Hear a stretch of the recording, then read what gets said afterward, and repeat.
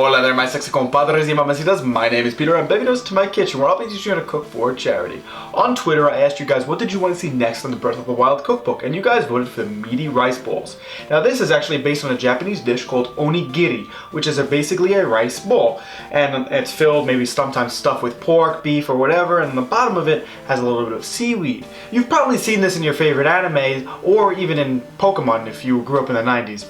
Brock was kind enough to introduce it to us. These donuts are great! Jelly-filled are my favorite! Nothing beats a jelly-filled donut. But this is a simple dish you can make in your home. You'll have a lot of fun doing it, but this time it's a little twist on the simple dish. You're not going to be using seaweed, we're going to be using prosciutto, and then the meat inside is going to be spicy and sweet, just like how the in-game flavor text says. But without further ado guys, let's get cooking.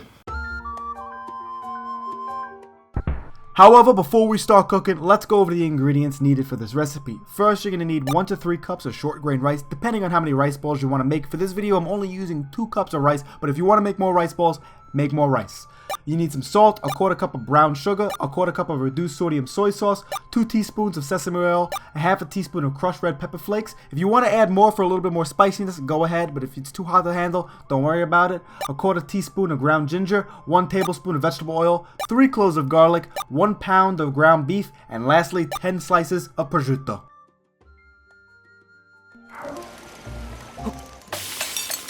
First up is the rice.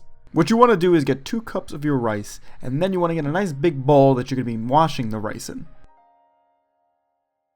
Now, in order to get perfect sticky Japanese rice, you're going to have to wash this rice around 3 to 4 times. The first 2 times you're going to do this, you're going to wash it really fast. So just let the water hit it, stir it around with your hands a little bit, and then drain it quickly.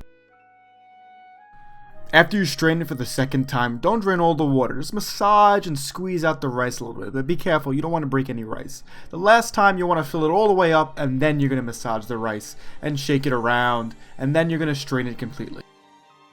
After you finish washing your rice, you're going to fill the bowl up one more time and set it aside for 30 minutes.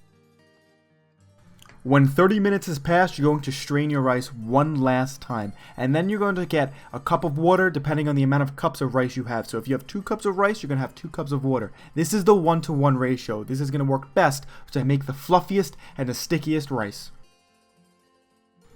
And as you can see, since we soaked the rice for 30 minutes, the rice has gotten enlarged and sticks together a lot easier. Now I'm going to add my 2 cups of water since I have 2 cups of rice, and then you're going to smooth out your rice in your pot.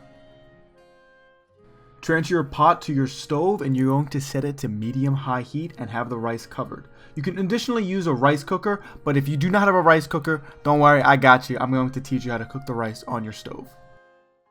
Once you hear the rice boil, you're going to take it to a simmer and then cover it for 10 more minutes. And then after it simmers, you're going to put it off the heat for 10 minutes. It's very important that you don't remove the lid. Keep on removing the lid because you want this to steam the rice.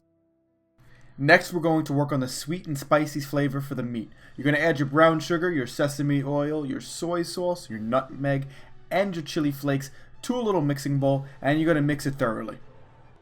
Next, you're going to crush and mince up your garlic, and if you're having trouble mincing your garlic, you can pour a little bit of salt on it and then chop it. It'll keep it nice together. Set your stove to medium-high heat, and then on a pan, you're going to add your vegetable oil. Add in your garlic and let it brown for a minute until it gets fragrant, and then stir it around a little bit. Add in your ground beef, and then you want to break it down and also mix it in very well with the oil and then the garlic. Now you want your ground beef to brown, so give it about 3 to 5 minutes, and then you're going to add in your sweet and spicy mix and stir it around. Then you're going to bring it to a boil and then have it simmer for around 2 minutes. Around this time, your rice should be ready, and now you want to stir it around a little bit so it can get a little bit more fluffy. Now it's time to assemble our rice bowl. You're going to dip your hands in water and rub salt against your palm. This is going to help prevent the rice sticking to your hands because it's very sticky. Grab your rice and put it on your plate, and then you want to assemble it into a triangle shape. Put a little bit of hole in the middle, and then you're going to start adding your beef into that hole. Don't overfill your rice ball though, because the meat will come out of the crevices of the rice. So then you're going to top the rice with a little bit more rice, and then you're going to shape it with your hands into a triangle shape. You're going to get your prosciutto and then wrap it in kind of a V shape on a diagonal on one side and a diagonal on another side to take both corners, and there you go, your rice bowl should be assembled.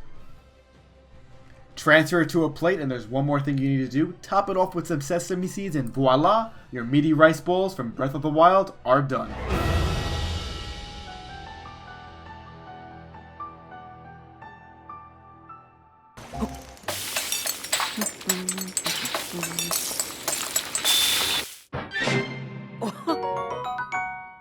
Now it's my favorite part of the video where we get to taste what we just made, so if you don't mind me, I'm going to take a bite.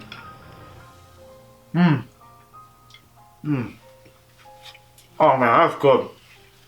That's really good. I'm going to tell you about the flavors. You bite into it, you get through the rice, you bite into that beef, right? You first get a hint of sweetness, and then pow, you get that spiciness from the red pepper flakes.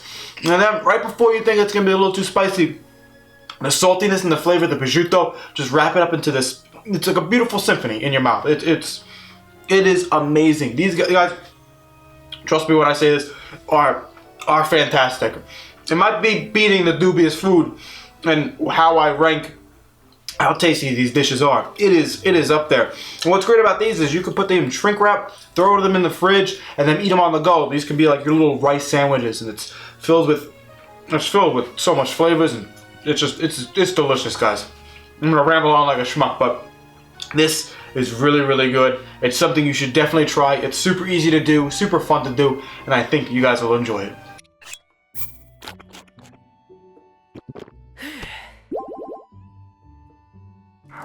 Once again, guys, thank you so much for watching this video. Like I said in the past, when you watch these videos, money is made. That money is automatically donated to charity. I keep none of the funds. Every single thing I do raises money for charity. So please, guys, I would really appreciate it if you spread it on all the socials, Facebook, Tumblr, Twitter, whatever you use. It really, really helps me out. Also, if you enjoyed this video, give it a like, and let me know in the comments below what you want to see next on Cucco's Kitchen, what you liked about this video, what I need to improve, whatever you want to write. I love reading your comments throughout the day, so just type away.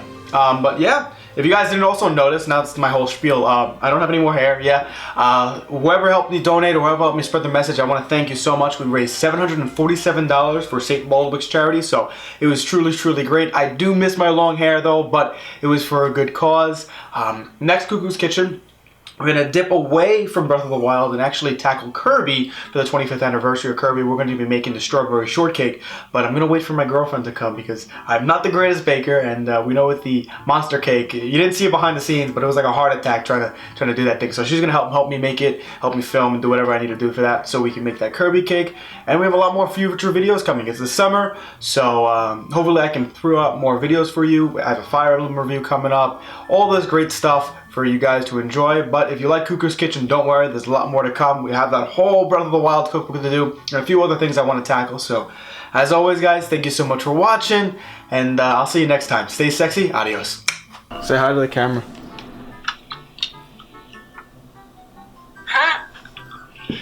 I'm a crab eating a strawberry. You're a crab eating a strawberry.